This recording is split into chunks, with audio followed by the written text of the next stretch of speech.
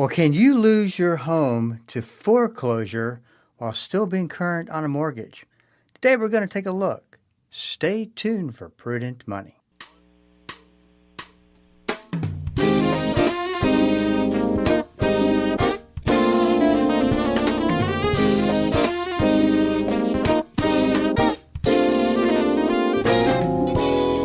Good afternoon. This is Bob Brooks, and you are listening to the Prudent Money Radio Show. Thanks so much for joining me today. You know I do appreciate it.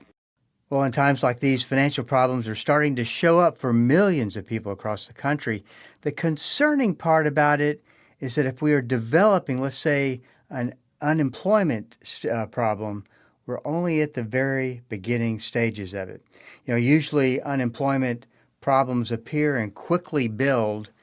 This one has slowly grown, which, and I think has a lot to do with the layoffs that have occurred with the development of AI. And, as people get laid off or whatever their financial situation is, they get behind, bills start to take a priority where the most urgent ones, like a car, you got to have transportation. If you can't get to your job, you really have a problem because that's your only way of earning money. When like a car is gonna be at the head of probably at the head of the list, and then down somewhere, let's say vacations at the bottom. But people start to categorize what's got to be paid, maybe, and what could maybe put off till next month or the month after that, and take a little bit more risk with that, because you got to make sure that the important bills stay on track. Well, would you consider a homeowners association due being a priority? And there's an article that came out of the Wall Street Journal.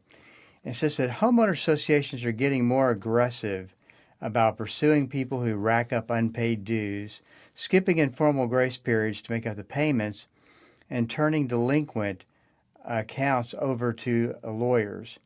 In the most extreme cases, they are pursuing foreclosures on these properties. There were 6,376 properties with HOA-related foreclosure filings in the first quarter of this year, spanning initial default notices to completed sales. That is up nearly 40% from 2 years earlier, and rising faster than overall mortgage foreclosure rates, according to real estate analytics firm Atom. HOAs, or homeowner associations, are being forced into more aggressive collections to avoid their own personal financial collapse. It costs a lot of money to run a property, and they depend on those homeowners' dues to pay for those costs. I mean, you've got everything from common spaces to typically a pool, and they get all this money to pay for these expenses from dues and special assessments. And if they're not coming in the form of monthly dues, then they've got a problem. HOA laws vary across states. Most states require formal notice periods of 30 to 45 days before an HOA can file liens or have their lawyers initiate foreclosure action. The Community Association Institute, which represents HOAs, said many associations offer payment plans and work directly with homeowners facing financial hardship. HOAs in many states can foreclose over unpaid dues even if the homeowner's mortgage is up to date. In around 20 states, HOA liens carry what's called super priority status, which can give the HOA legal priority even over the primary mortgage holder. And what concerns me about a story or situation such as this is that this poses a very big risk to your personal situation, especially when you potentially have a lot of equity build up in a home. And all of a sudden you find out that they're foreclosing on you. And it's real easy to do. I think the same thing happens with the IRS. You get behind, you put it out of sight, out of mind, with the full good intentions. I'll catch up, I'll get back on target again. all in all, you're racking up this big, large bill. And the reality is that if you're in trouble, the HOAs, someone there that kind of handles these problems as far as collecting dues, wants to do whatever they can to help you set up maybe a payment plan like they talk about it in the Wall Street Journal article. And the last thing, though, that you want to do is find yourself in a situation where you are looking at your bills and you're prioritizing them, and you say, well, that HOA dues, that can wait. Well, in one example they gave in this article, we're talking almost $600 worth of fees each month would go to this individual's homeowners dues that month in, month out, $595. So pretty steep. But that's definitely, though, if I could stress anything, as we talk about everything that's going on in the economy.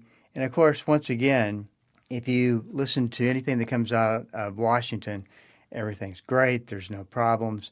The concern is that's not what the underlying statistics are showing, and that's not the trend that the statistics are showing. And I'm sure that there's many people listening today that are facing tough financial situations. Sure, the market's gone crazy. The market seems to always work out. And of course, that has its own set of issues.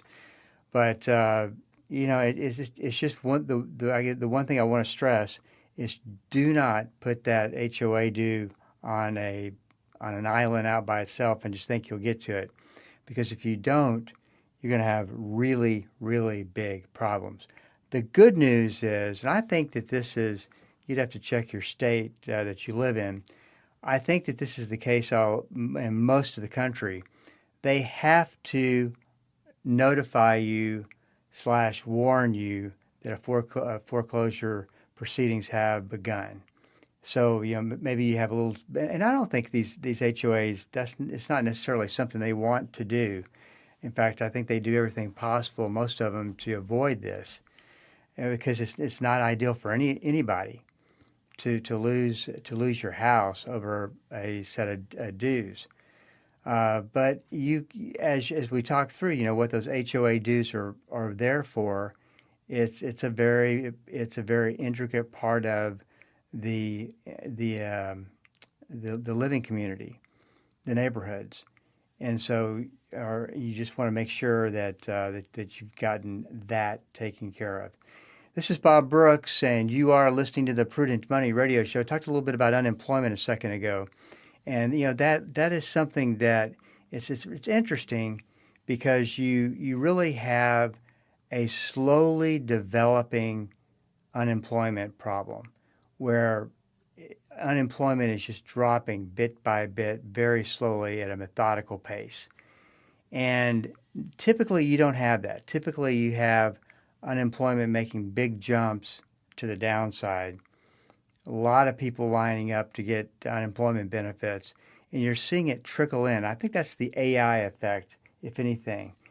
But what really is concerning is, how is the Federal Reserve Board, and we've talked about this, it's been a while since we have talked about it, they determine whether you increase interest rates or decrease interest rates. And they're threatening to do both, mainly just to not do either one. They're just watching. I think that you can sit and watch things for too long, but I mean it's a balance, though. It comes down to making the right choice and making sure that you are being very wise in what you're looking at and considering, what's trending, what's really happening, what's a bunch of political talk, and so forth and so on. Welcome to political year. We're the midterms coming up in November, so there's part of the politician establishment that wants you to believe things are bad and you need to change. And there's the part that says everything's great, greatest economy in the entire world and history, and you have nothing to worry about, and we're just beginning. And it comes down to who can yell and sell it the loudest. Well, I think we know the answer to that. That's what Donald Trump does best, is he knows how to deliver a message and change that message and make that message fit in any environment that he's in. That's not a criticism. It's a gift. I guess it's all about how you use it. So what I think that we have is we've got an economy that's slowing down. Typically economies slow down a lot faster than what we've been seeing, but this is like a methodical slowdown as well. And so it begs the question, if inflation starts to go or continues to go up and the economy continues to slow down, then you have what's called, not to make your head hurt, but what you do have what is called stagflation. And that's when you have economic decline and rising inflation all at the same time. Not an ideal situation. And if you were to raise, if the Federal Reserve Board were to raise interest rates, which is pretty much just shut down the majority of the real estate markets, they're kind of stuck. I won't say shut down, but they're stuck because of interest rates. By raising those interest rates, everything's gotten more expensive, and mortgages have gone way up in price to where people can't afford them like they were, being able to afford them last year and the years before. Not last year, but 4 or 5 years ago, in the heyday of the real estate market. So to keep inflation from continuing to rise, you raise interest rates. If you want to keep the economy in shape and get it growing again, you lower interest rates. So there's no good answer. Last time we saw something like this was the 70s. And of course, technology, I think, makes all this very, very different and a much tougher situation to know what to do. So, hey, glad I'm not a politician. This is Bob Brooks. We are up against a break. Stick around, and I'll be right back. Hello, this is Bob Brooks. Proverbs 22:3 and Proverbs 27:12 are the exact same verse word for word. I call them the stewardship verses of risk. A prudent person foresees danger and takes precautions. The simpleton goes blindly on and suffers the consequences. On the Prudent Money Radio Show, we teach about risk, how to identify it, how to figure it out, and what to do about it. We believe that to be a prudent steward, you have to be a good risk manager. Listen to the Prudent Money Radio Show on Bible School Radio 91.3. Prudent Money, home of the modern-day steward movement. Dynamic, practical, life-changing. There's no point in going to church and not letting the Christ who gave birth to the church on the day of Pentecost change your life. Join us each day as Pastor Paul Shepherd applies the timeless truth of Scripture to everyday life. It's Destined for Victory on this great station. Weekday afternoons at 3:30 here on Bible School Radio, KDKR. This is Rob Randall, your host and teacher of the Invisible War radio program. The Invisible War is the study of God's Word on how to walk in Christ's victory in the spiritual battles we face against the powers of darkness. Join me every Sunday morning at 9 right here on KDKR and KYJC in Commerce, your station for life. Welcome back. This is Bob Brooks, and you are listening to the Prudent Money Radio Show. Thanks so much for joining me today. You know I do appreciate it. So listen, if you have a question for me, you know the drill. Just go to prudentmoney.com, send it in, and we'll get it taken care of for you. That's off the website, www.prudentmoney.com. Also, if in the past you sent a question in, did not get it answered, there's a good chance that we are the victims of being spammed, if that's a word. So, in other words, we never got it. So make sure that you resend it, call us, do whatever you have to make sure that we get you taken care of. Because we're committed to doing that. That's at the website. Also, while you're at the website, sign up for the Prudent Money e-letter. And that way we can keep you posted on what I think that you need to know as we all try to be the best stewards possible of what God has given to us to manage. That's all again at prudentmoney.com. Well, I had a question that I wanted to read to you because I think it's just packed full of good reminders of what's important when we start talking about retirement. And there's a lot of things I think that are more important as to what you do with your time, how you give back, how you serve, And all those are obviously really important, but that's not the basis of this email. It goes like this. Dear Bob, I am turning 64 this year and starting to think about retirement. I inherited $500,000 and want to build a retirement plan off of that lump sum. I really have hardly anything invested in a 401k plan. How long do you think the $500,000 will last if I were to start living on it, say, starting at age 67? Well, first, there are two things we want to accomplish when addressing a question such as this one.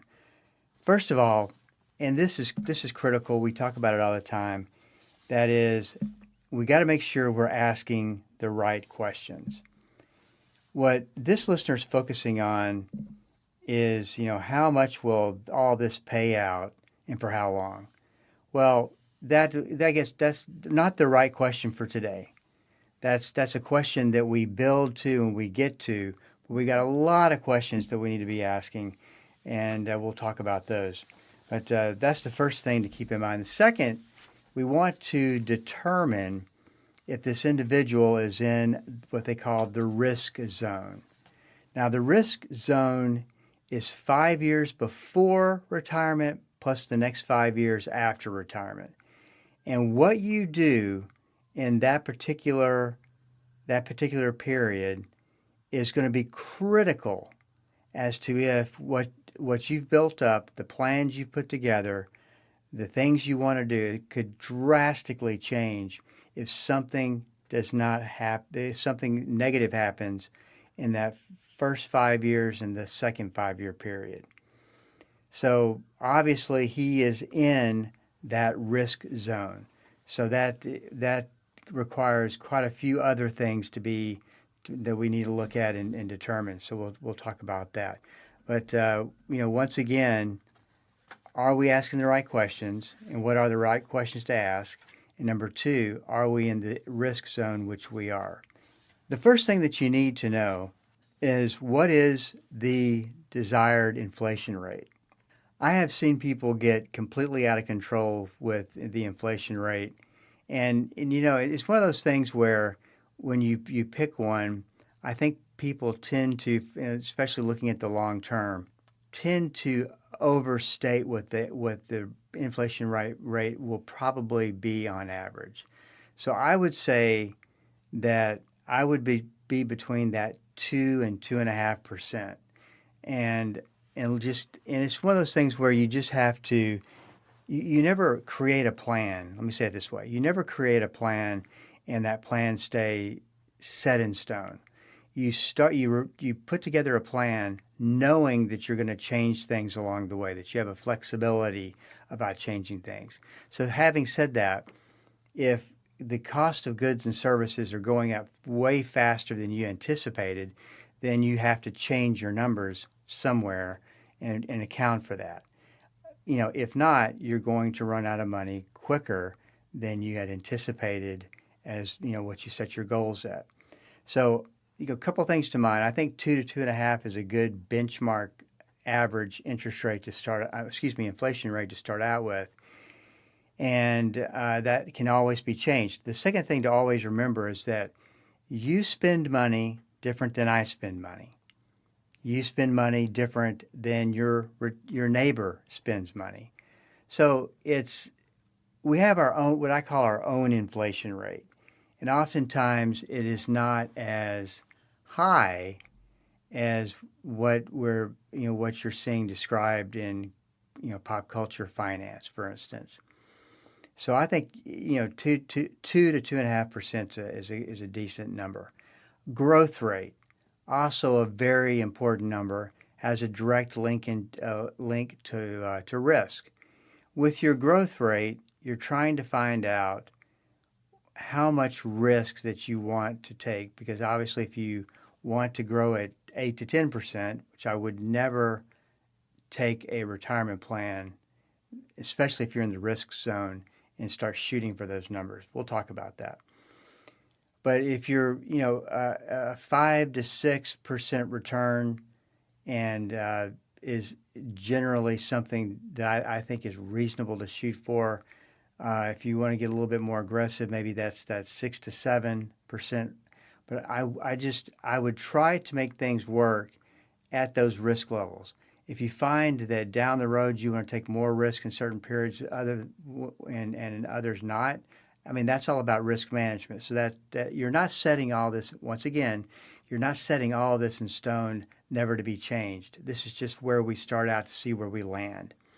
So growth rate, I would say anywhere from what you feel comfortable with, and that can. This is just to get us started off. 5 to at the low end, maybe 7 at the high end, just to kind of get an idea. Expenses, and this is the one that typically trips people up because they don't have a good feel for what life costs because they're not. And I'm not a big budget guy. I am more about spending plans. What are you spending on a monthly basis consistently, and what could there's things that are non-discretionary that are ultimately you've got to pay those or they'll take something away from you, and that's set in stone. That's why incidentally credit card debt becomes so important to get rid of because it is a non-discretionary. You don't have the discretion to not pay it. You have to pay it. So it's non-discretionary, just like your light bill, just like your city services, your anything like that they're going to turn off your car, that they would repossess that if you stopped paying. So, and the best way to do this is just to go back a year and look at your expenses from your checking account down to your credit cards and figure out, just categorize them and figure out where you are. And you get that as you go through that process, it becomes a lot more sophisticated and it turns into a tracking system. Once again, not to put you in a budget box, just so that you know what you're spending and where you could cut back if you ever needed to. I'm a big advocate of having cash at retirement. I think that is important. You want to have a very healthy a very healthy emergency account. And then how long do you want to fund how many years of life? Do you want to try to make it to age 90? Do you want to try to make it to age 85? Not to say that you're going to get there and die, but we've got to be able to make sure that the money lasts for as long as you need it to. What's your plan for managing risk? We've been talking a lot about that here lately because I think we're in an enormous risk-filled environment that you've got to look at investments a lot differently than you do in normal times. And so that would be, I have a client that always tells me, I don't want to lose it all. I don't want to lose anything. Well, that's a whole different conversation between, can I average a 6 to 7% or 5 to 6% return? If you don't want to lose it all, that means that you never lose money during the month. I mean, it's a very big subject, one that takes a lot of time to talk through and really nail down what it is you're comfortable with as far as risk goes. And very, very interesting because people look at it all very differently. But it's not a one-size-fits-all type situation where you have with most disciplines from the financial services industry. It's you set it into a risk level and you leave it alone. I think it's important to know that we're always constantly massaging and changing that risk level because as the markets change, the environment change, so should your investments. And that change is really frowned upon as far as the financial services business goes. And I just believe if risk was just something that never changed, sure. If you have a pretty good idea what it's going to be 10 years from now versus today, you don't really need to change it. Of course, that's not the case. The fact is that things change, risks change, and you need to be changing with them. Second and third, debt. You want to make sure that you do the best that you can to get out of debt going into retirement. And then long-term care. What are you going to be doing with if you have a long-term care issue, you have a disability that's come up, you can't take care of yourself, what's going to pay for those expenses because they are very expensive. So you want to explore that as well and get that game plan together. And I got to tell you, they have really very innovative plans these days. Not like years ago, decades ago when I started, and a client wanted long-term care insurance. They had to pay this huge monthly fee. Things have changed quite a bit. Hey, this is Bob Brooks, and you are listening to the Prudent Money Radio Show. Thank you so much for joining me today. If you got a question for me, you can go to the website at www.prudentmoney.com. Once you get to the website, just send it in, and we will get you taken care of. For today, we are all out of time. Until we do meet again next time, keep the faith and have a great rest of the day. That's all the time we have for today. Questions or comments for Bob, or to find out more great information like what you've just heard, visit www.prudentmoney.com. Be sure to join Bob Brooks again for the next edition of Prudent Money.